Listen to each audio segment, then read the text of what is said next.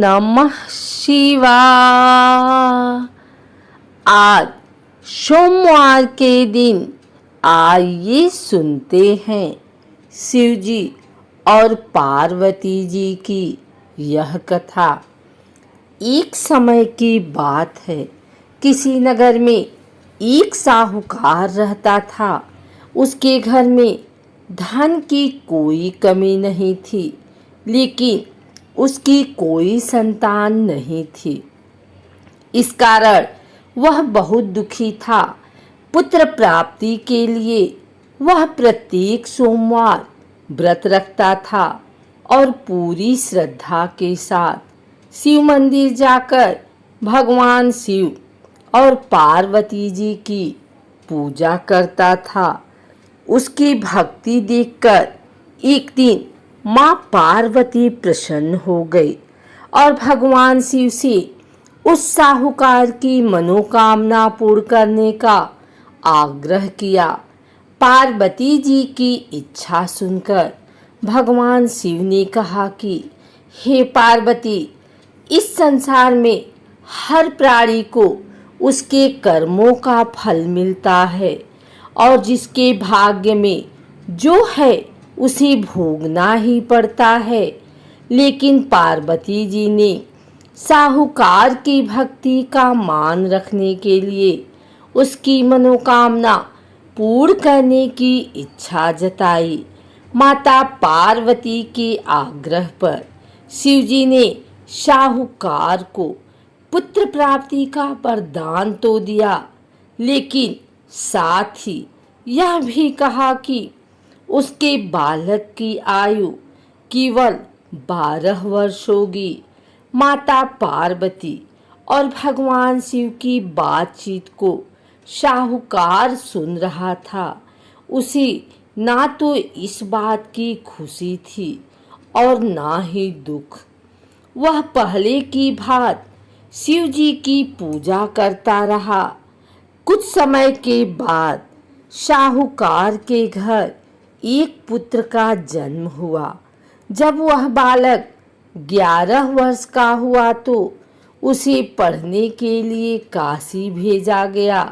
साहूकार ने पुत्र के मामा को बुलाकर उसे बहुत सारा धन दिया और कहा कि तुम इस बालक को काशी विद्या प्राप्ति के लिए ले जाओ और मार्ग में यज्ञ कराना। जहाँ भी यज्ञ कराओ वहाँ ब्राह्मणों को भोजन कराते और दक्षिणा देते हुए जाना। दोनों मामा भांजे इसी तरह यज्ञ कराते और ब्राह्मणों को दान दक्षिणा देते काशी की ओर चल पड़े।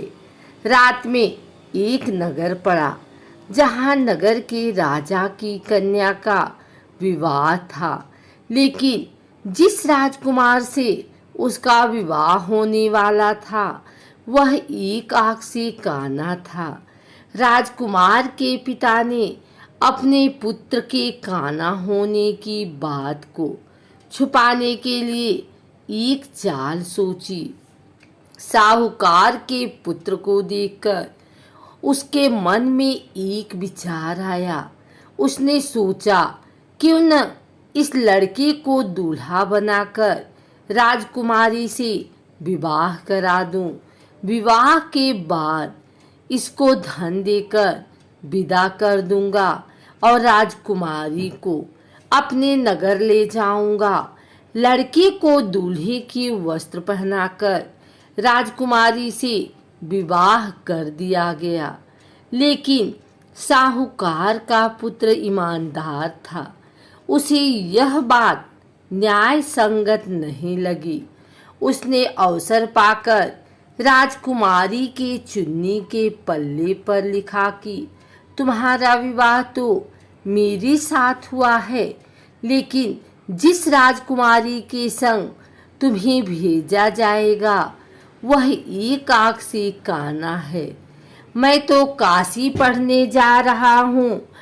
जब राजकुमारी ने चुन्नी पर लिखी बातें पढ़ी तो उसने अपने माता पिता को यह बात बताई।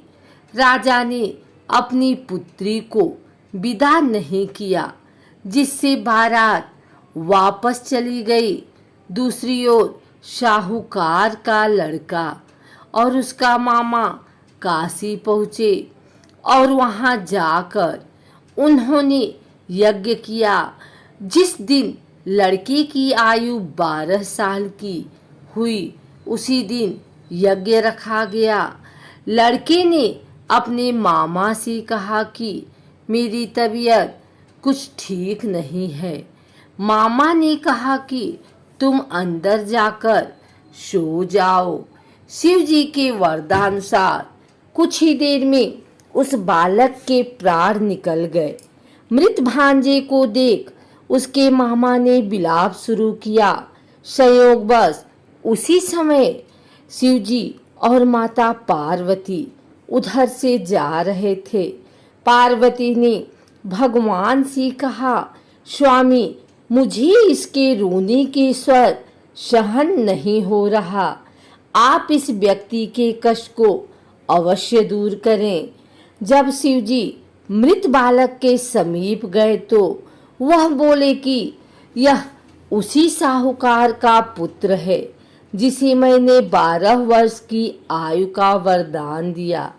जब इसकी आयु पूरी हो चुकी है, लेकिन मातृभाव से विभोर माता पार्वती ने कहा कि हे महादेव, आप इस बालक को और आयु देने की कृपा करें, अन्यथा इसके वियोग में इसके माता पिता भी तड़प तड़प कर मर जाएंगे।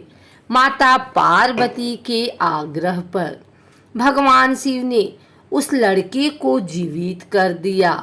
शिव जी की कृपा से वह लड़का जीवित हो गया। शिक्षा समाप्त करके लड़का मामा के साथ अपने नगर की ओर चल दिया। दोनों चलते हुए उसी नगर में पहुँचे जहाँ उसका विवाह हुआ था। उस नगर में भी उन्होंने यज्ञ का आयोजन किया।